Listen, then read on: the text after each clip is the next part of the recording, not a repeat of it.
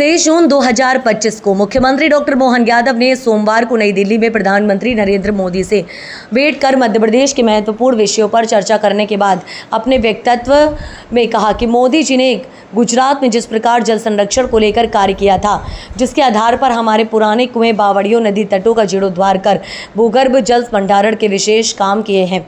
जल संरक्षण के उद्देश्य से प्रदेश में 30 मार्च से 30 जून तक जल गंगा संवर्धन अभियान चलाया जाएगा। अभियान के अंतर्गत खंडवा जिला भूगर्भ जल भंडारण में पूरे देश में प्रथम आया है और मध्य प्रदेश ने शीर्ष 4 राज्यों में स्थान बनाया है। मुख्यमंत्री डॉक्टर यादव ने प्रधानमंत्री मोदी को अभियान के समापन कार्यक्रम में वर्चुअल रूप से सम्मिलित होकर आशीर्वाद देने के लिए आमंत्रण किया,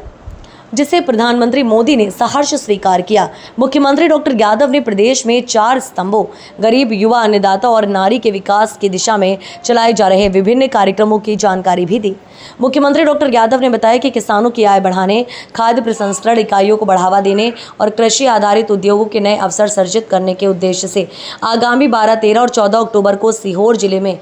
2 लाख से अधिक किसानों का वृहद सम्मेलन आयोजित किया जा रहा है। आज मैं दिल्ली में यशस्वी प्रधानमंत्री श्रीमान नरेंद्र मोदी जी से मिलकर आ रहा हूँ।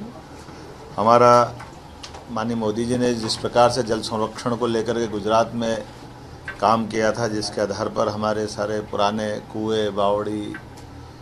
नदी के किनारे, पुरातत्व की सामग्री और भूगर्भ जल भंडारण को लेकर के गुजरात में जो काम हुआ था, उसी प्रकार से हमने गत साल से चालू किया था। गत साल एक पूरे महीने हमने जल संरक्षण पे काम किया था।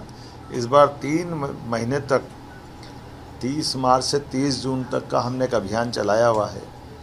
और उसके आधार पर हमारे लिए मान के चलने के पूरे प्रदेश के अंदर बड़े पैमाने पर कुएं, बावड़ी, तालाब, खास करके पुरानी रचनाओं पे भी काम हुआ और खंडवा जिला हमारा पूरे देश में भूगर्भ जल भंडारण की दृष्टि से देश में फर्स्ट आया है। भारत सरकार के विभाग ने घोषित किया है कि भूगर्भ जल भंडारण पे खंडवा में देश के सभी जिलों में सबसे बेहतर काम हुआ और जल रचनाओं पे काम होने में भी मध्य प्रदेश देश के 4 राज्यों में से एक आया है। मैं इस अवसर पर माननीय प्रधानमंत्री जी को हमने कहा है कि वो अपने आशीर्वाद देने के लिए हमारा जब ये समापन होगा तो वो वर्चुअल रूप से या उसके आशीर्वाद को लेकर के 2 शब्द कहे। उनने सहर्ष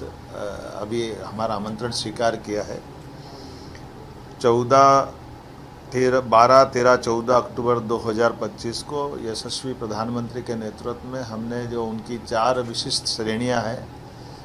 युवा, महिला, किसान, गरीब, चारों वर्ग की बेहतरी के लिए जो कल्पना की गई है। बीते समय हमने रानी अहिल्याबाई के नाम पर बहनों का एक बड़ा कार्यक्रम भोपाल में किया था, जिसमें उनकी रोज़गार परक दृष्टि, जिसमें बहनों की ज़िंदगी बेहतर हो,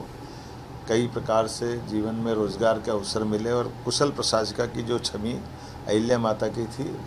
उसी तरह से अभी हमारे यहाँ किसान के लिए काम हमारी सरकार कर रही है। कृषि आधारित